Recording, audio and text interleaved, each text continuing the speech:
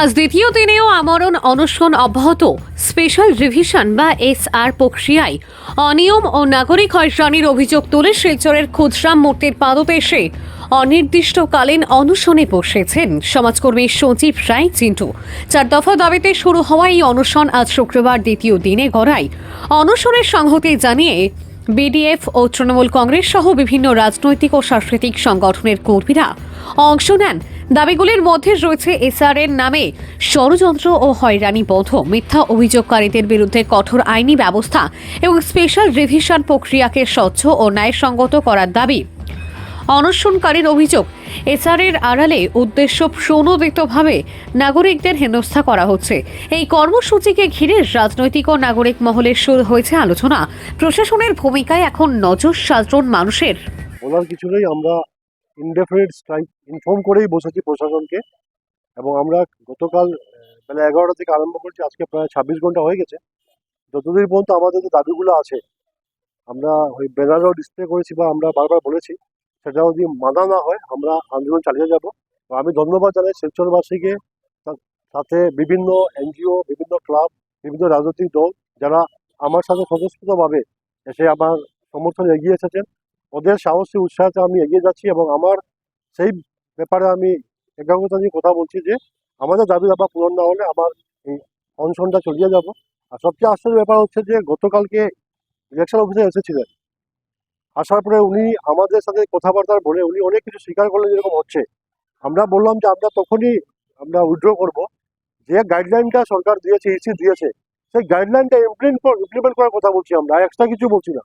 সেই guideline implement করতে অনেক অনেক কষ্ট হচ্ছে, তাই আজ অবধি আমাদের রিটার্ন দেননি। আমাদের দাবি দাওয়া যখন মানবেন, রিটার্ন দেবেন, তারপরে আমি আমার অনশনটা প্রত্যাহার করবো, তাহলে আমি অনশন চালিয়ে যাব। গতকাল থেকে সঞ্জীব রায় এবং অন্যান্যরা যে অনশন ধর্মঘটে এখানে বসেছে, সেটার দাবি হচ্ছে যে এসআরের নামে সমস্ত কাছাড় জেলায় যেভাবে একটা সম্প্রদায়ের উপর হয়রানি করা হচ্ছে, বিশেষ করে ফর্ম নাম্বার 7 তার বিরুদ্ধে এই অনশন ধর্মঘট, এবং সেই অনশন ধর্মঘটকে আমরা সাপোর্ট জানাই। আমি সরকারকে বলবো, আপনাদের সরকার বর্তমানে ডাবল ইঞ্জিনের সরকার, এবং আপনারা প্রত্যেকটা জনসভায়, প্রত্যেকটা ইন্টারভিউতে আপনারা শুধু বলেন যে বিগত 50 বছরে আসামে এই ধরনের কোনো ডেভেলপমেন্ট কাজ হয়নি।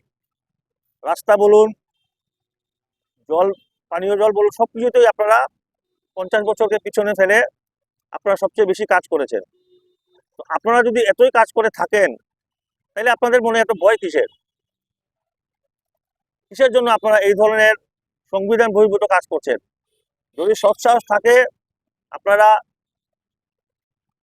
ইসি এবং সরকার মিলে যে গাইডলাইন তৈরি করে দিয়েছে, সেই গাইডলাইন মতো আপনারা কাজ করুন এবং সৎসাহস নিয়ে জনগণের সম্মুখীন হন। আসামে ভোটার তালিকা থেকে যথেচ্ছভাবে হিন্দু মুসলিম নির্বিশেষে নাম কাটা হচ্ছে মুখ্যমন্ত্রীর নির্দেশে।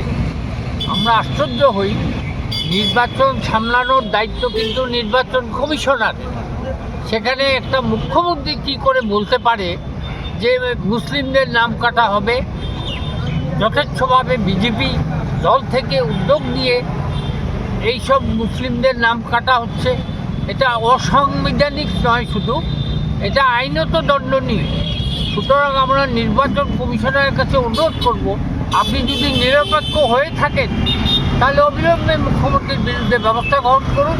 আমি গুয়াহাটি হাইকোর্টের চিফ জাস্টিসের কাছে অনুরোধ করছি যে উনি স্বপ্রণোদিত হয়ে নিজে থেকে এটা মামলা করুন মুখ্যমন্ত্রীর বিরুদ্ধে। আজকে সঞ্জীব রায় একজন সমাজকর্মী এবং বিভিন্ন সমাজসেবামূলক কাজে সে জড়িত থাকে। গতকালকে থেকে আমরণ অনশন করছে।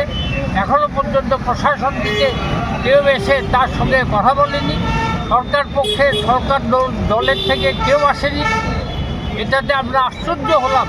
এত বড় ইস্যু, সারা বরাক ভ্যালিতে কত হাজার নাম কাটা যাচ্ছে আমরা এখনও বলতে পারছি না।